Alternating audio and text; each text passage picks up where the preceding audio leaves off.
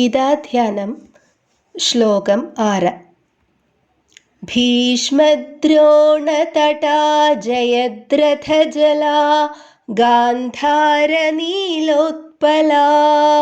ശല്യഗ്രാഹവതീ കൃപേണ വഹനീ കർണേന വേലാകുലാ അശ്വത്ഥാമവികർണഘോരമകരാ ദുര്യോധനാവർത്തിനി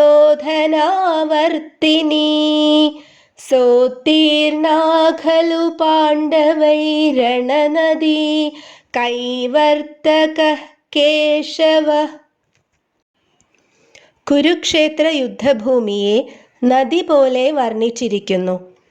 ഭീഷ്മരും ദ്രോണരും അതിൻ്റെ 2 തീരങ്ങളും, ജയദ്രഥൻ അതിൻ്റെ ജലവും, ഗാന്ധാര രാജകുമാരൻ കറുത്ത പാറയും, ശല്യനെന്ന മുതലയും, കൃപനെന്ന ഒഴുക്കും, കർണനെന്ന വേലിയേറ്റവും, അശ്വത്ഥാമാവ, വികർണൻ എന്നീ ഭയങ്കര സ്രാവുകളും, ദുര്യോധനൻ ഒരു ചുഴി പോലെയും ആയിരുന്നു. പാണ്ഡവർക്ക് ഈ യുദ്ധക്കളം നദി മുറിച്ചു കടക്കാൻ കഴിഞ്ഞത് അവരുടെ കടത്തുകാരനായ കൃഷ്ണന്റെ കനിവുകൊണ്ടു മാത്രമാണ്. The battlefield of Kurukshetra was described like a river. Bhishma and Drona were like its banks. Jayadratha was like its water.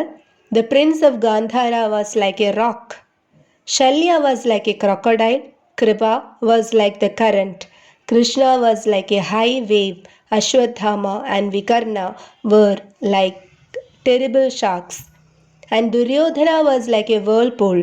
The Pandavas managed to cross this battlefield river because they had Krishna guiding them as their ferryman.